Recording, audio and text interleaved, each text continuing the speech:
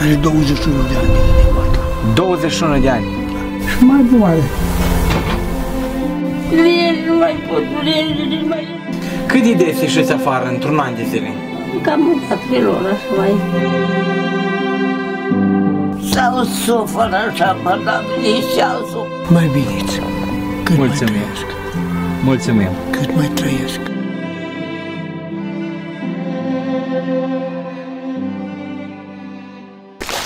Bună ziua! Ce mai faceți?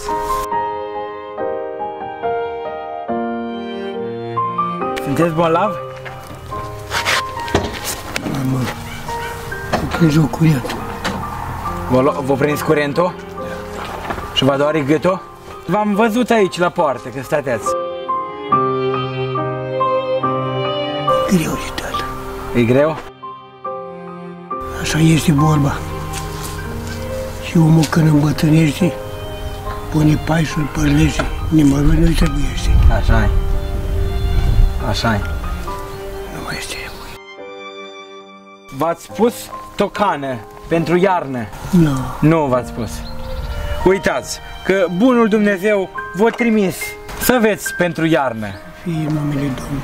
Să mâncați, să puteți ungi pe pâine și iarna asta să aveți câteva borcani de tocană. Sunteți singur? Da. Câți ani aveți? 89.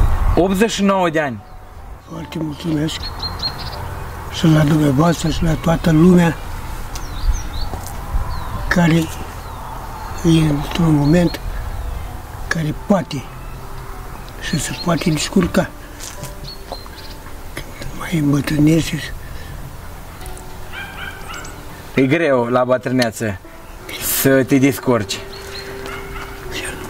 nu poți. Ai face dacă nu te mai ajută. Ai vrea să faci, dar nu poți. Da. E foarte greu.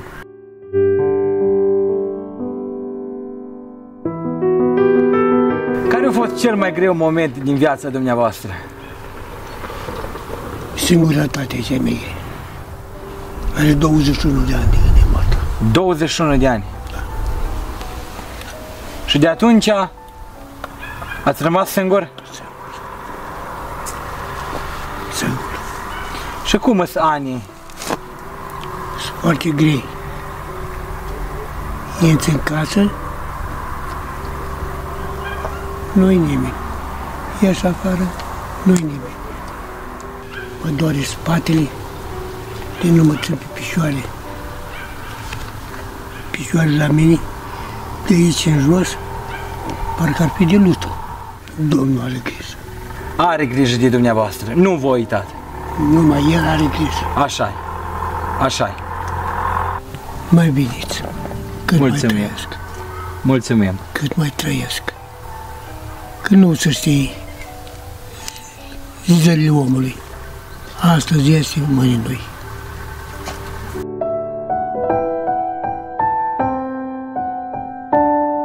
Ce sfat aveți pentru tinerii din ziua de astăzi?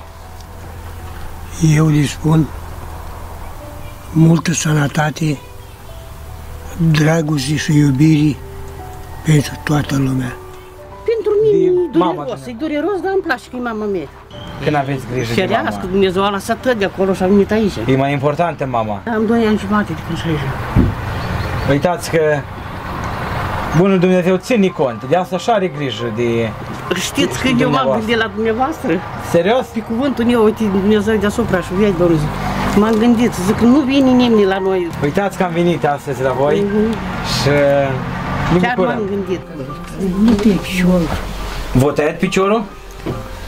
Dar din ce cauze? nici caut. Sunt pictat, am purtat pictat. S-a infectat? Da, pictat.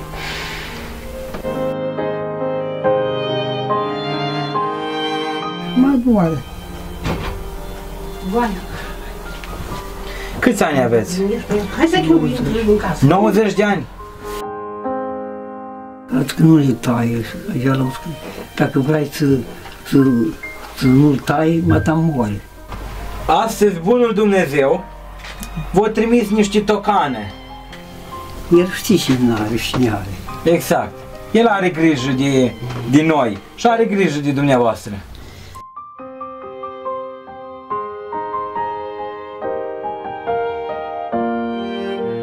Câți ani aveți de când stați aici? 3 ani jumate de când eu n-am mers la masă la patru. Așa cum am zis, dacă mă întoarce, să întoarce, dacă mă întorc așa e. Altfel nu pot sta.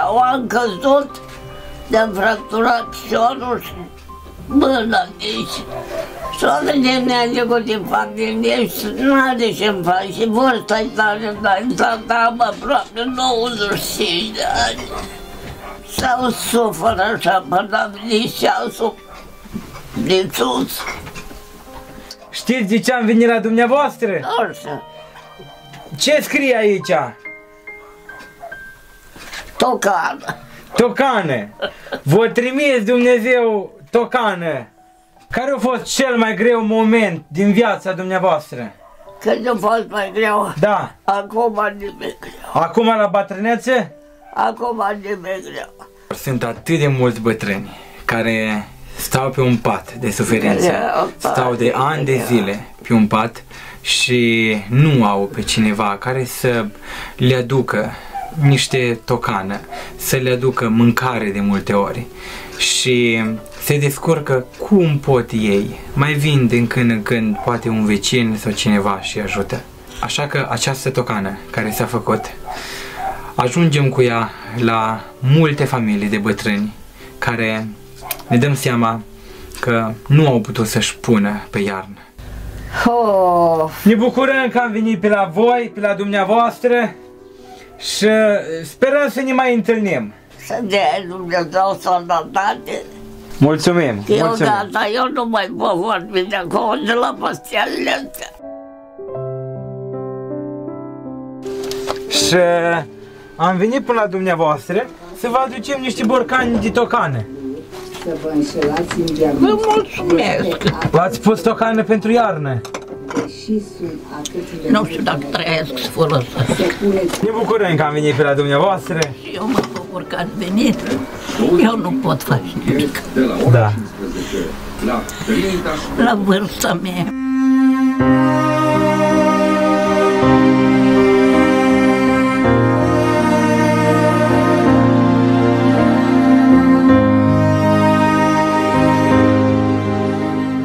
Da. V-ați pus tocană pentru iarnă? Nu v-ați pus?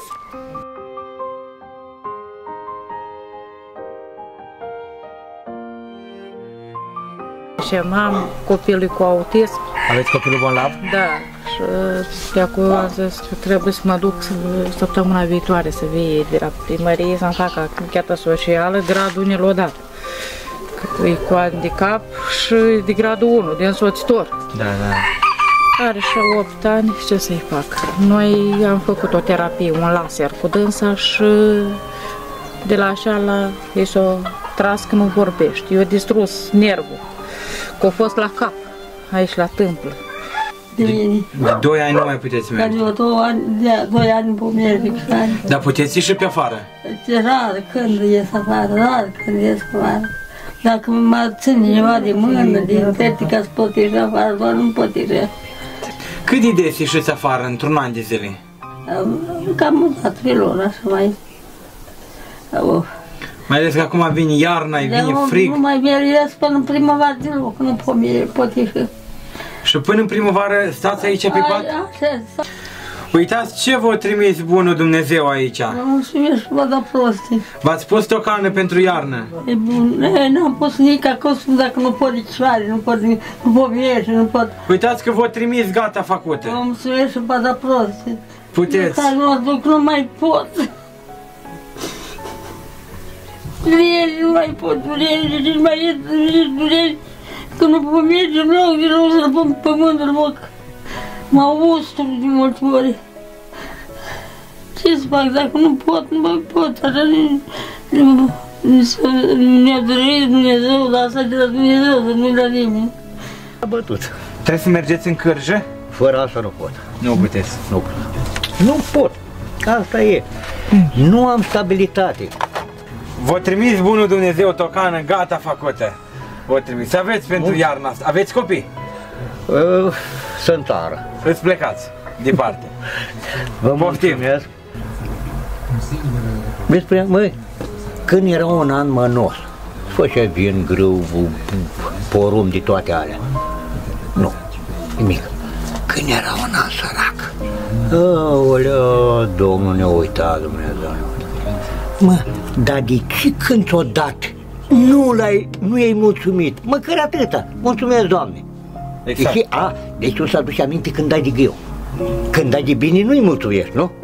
Atunci ți aduci aminte de ea. Așa suntem noi oamenii. Așa fac mulți. Mulțumesc de atât. Care a fost cel mai greu moment din viața dumneavoastră? Când mi-a pierdut părința. La câți ani? E 8-9 ani. În urmă? Tata și cu vreo 14 ani mama. S-a dus să-mi mama, o zăcușă să văd la pat. Da, am mutat dintr-un pat în altul și pe urmă tata. Și dumneavoastră ați avut grijă de dânsa? Da, păi am fost de la început până la sfârșit. Sunt oameni în vârstă care încearcă să facă tot ce pot ei, la bătrânețe, la anii care îi iau. Încearcă să facă coșărci, așa cum este acest bătrân, încearcă să meargă cu vacile, să aibă grijă de ele, să își poată întreține familia pe el și toată casa lui. Și la acești bătrâni ajungem și vrem să le aducem câte un borcan de tocană, câte un borcan de dulceață, ca să se poată întreține mai ușor și să fim un ajutor pentru ei. Mă bucur mult că am venit pe la dumneavoastră. Și eu îmi face multă plăcere.